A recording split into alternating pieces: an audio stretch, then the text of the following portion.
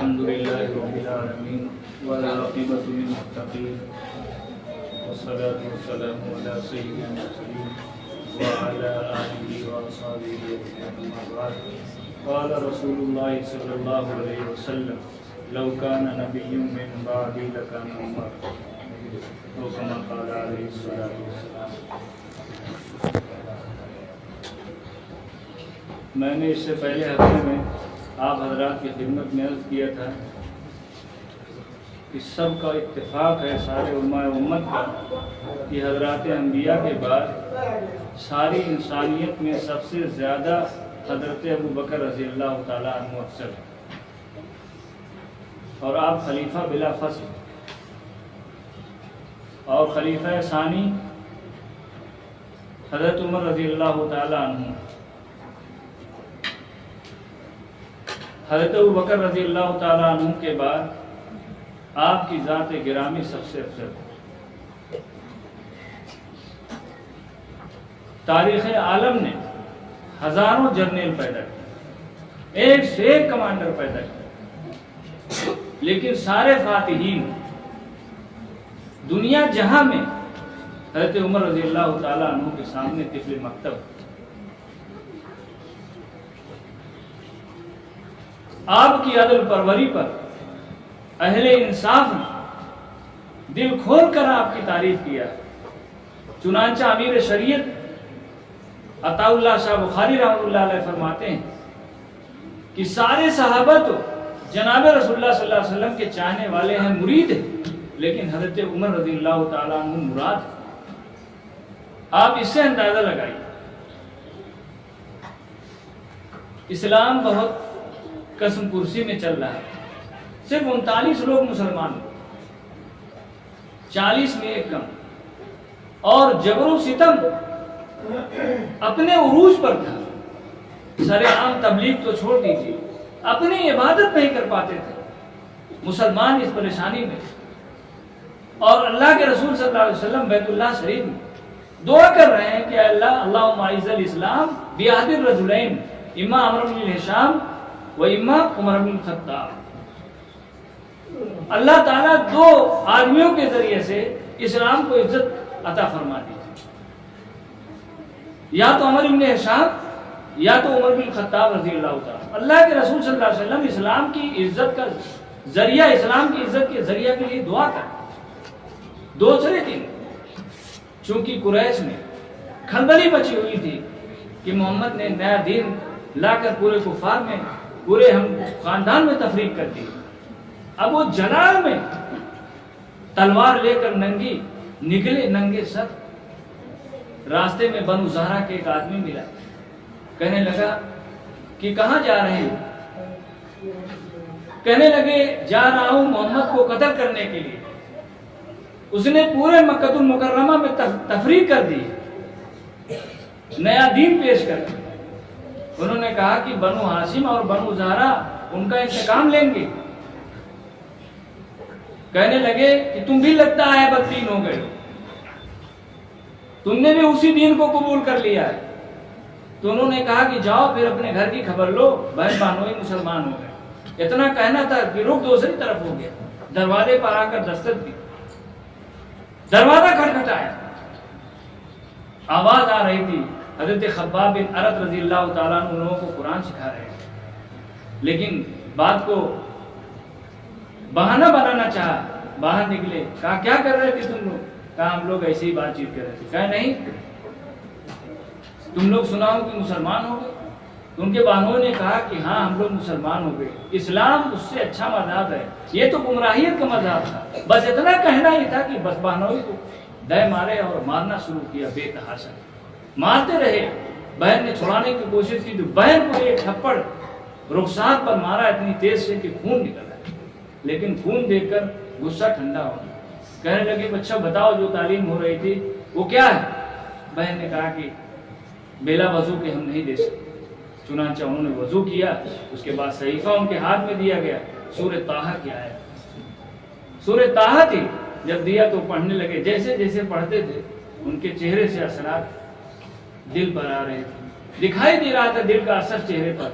چنانچہ حضرت خباب بن عرب رضی اللہ تعالیٰ عنہ نے جب دیکھا کہ معاملہ کوئی دوسرا نکل پڑے اور کہنے لگے عمر میں رسول اللہ صلی اللہ علیہ وسلم کو کرداب تمہارے لیے دونوں آدمی کے لیے دعا کرتے ہوئے دیکھا کہ اللہ ان کے ذریعے عزت فرما، اور میرا دل گواہی دیتا کہ عمر بن خطاب تمہارے حق میں دعا قبول ہوئی۔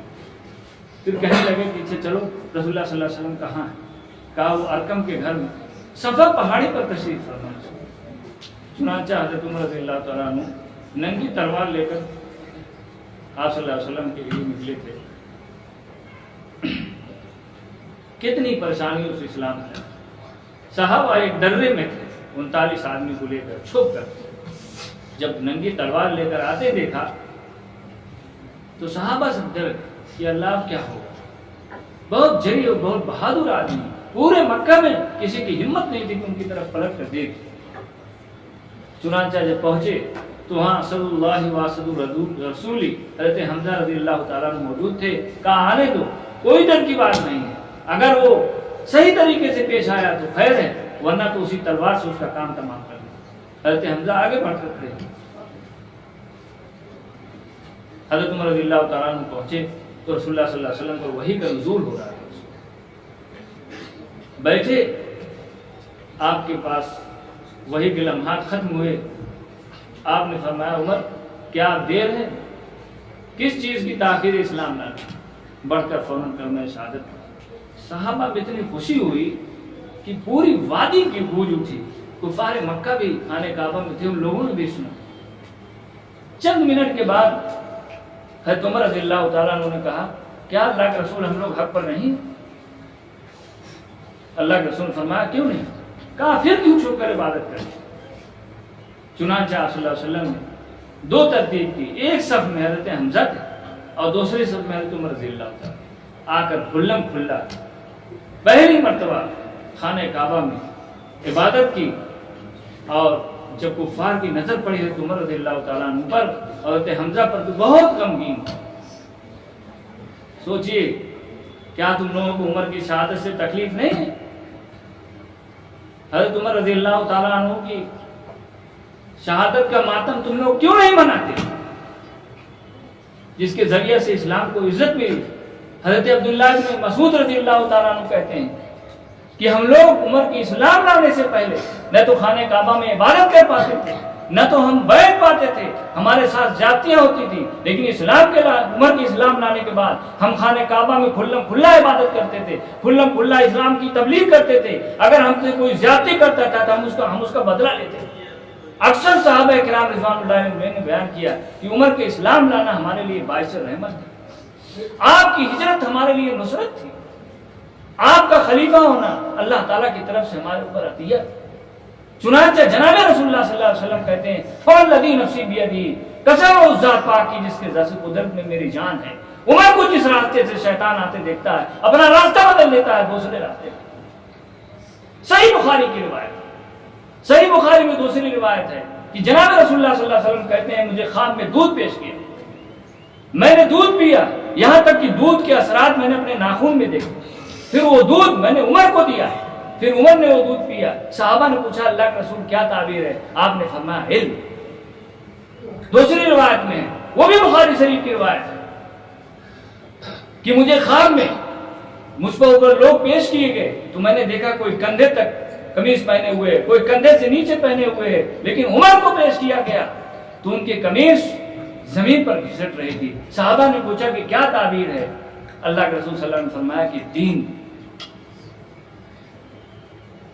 چنانچہ بہت مشہور روایت ہے لو کان نبی من بعدی لکان عمر، اگر میرے بعد کوئی نبی ہوتا تو عمر ہوتے۔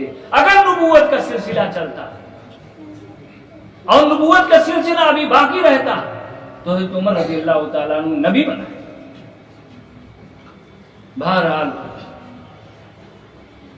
یہ تو حضرت عمر رضی اللہ تعالیٰ عنہ کی منقبت کے لیے بہت ساری روایات ہیں، قرآن کی آیات ہیں۔ ان اللہ جعلہ، اللہ تعالیٰ نے حضرت عمر رضی اللہ تعالیٰ عنہ کی زبان اور قلب پر حق جاری کر دیا تھا، چنانچہ آپ کا لقب تھا فارق بین الحق والباطل، آپ حق اور باطل کے درمیان فرق کرنے کا۔ 22,51,030 مربع میل پر آپ کی حکومت، لیکن وہی بات ہے کہ زندگی بہت دن تک نہ رہی. آپ نے خواب دیکھا کہ مجھے سرخ چونچ والا مرغ میرے پیٹ میں زخم لگا رہا. آپ سمجھ گئے کہ میری عمر وفات بالکل قریب ہے. اور واقعہ بہت لمبا ہے. آپ جیسے حسب ترتیب نماز پڑھاتے تھے, فجر کی کوڑا لے کر آتے تھے, ایسے ہی آپ نے حسب ترتیب نماز پڑھانے کے لیے آپ مصلی پر کھڑے ہوئے, وہ بھی جناب رسول اللہ صلی اللہ علیہ وسلم کا مصلی. اور مغیرہ بن شعبہ کا غلام رضی اللہ تعالیٰ عنہ کا لولوا کھنجر لے کر زہر سے بجھا 3 دھاریوں والا چھپا ہوا تھا. لیکن صحابہ کی صفحیں ایسی ہوتی تھیں کہ پتھر وہ کاٹ نہیں سکا, سیسا پلائی کی دیوار کی طرح بالکل کھڑے تھے. حضرت عمر کو اس نے 3 زخم مارے پیٹ میں. آپ گر گئے. چنانچہ آپ کی وجہ حضرت الرحمن بن عوف یا اور کسی صحابی نے نماز پڑھائی, آپ جلدی سے پورا کیا. 13 صحابہ کو اس نے زخمی کر دیا, لیکن سب توڑ کر نکل نہ سکا. اور جب سوچا کہ اب میں مارا جاؤں گا, نہیں نکل سکا, تو خود اپنے آپ کو برشمار کر رہا. 63 سال کی عمر میں جناب رسول اللہ صلی اللہ علیہ وسلم ہے. اس کے بعد 63 سال کی عمر میں حضرت ابوبکر رضی اللہ تعالیٰ عنہ کی وفات ہو رہی, اور 63 سال کی عمر میں حضرت عمر رضی اللہ تعالیٰ عنہ کی وفات ہو رہی. اور آپ کی آغوش میں رضی اللہ عنہ. بہرحال حضرت عمر رضی اللہ تعالیٰ عنہ سارے صحابہ میں حضرت ابوبکر رضی اللہ تعالیٰ عنہ کے بعد سب سے افضل. اللہ تعالیٰ ہم لوگوں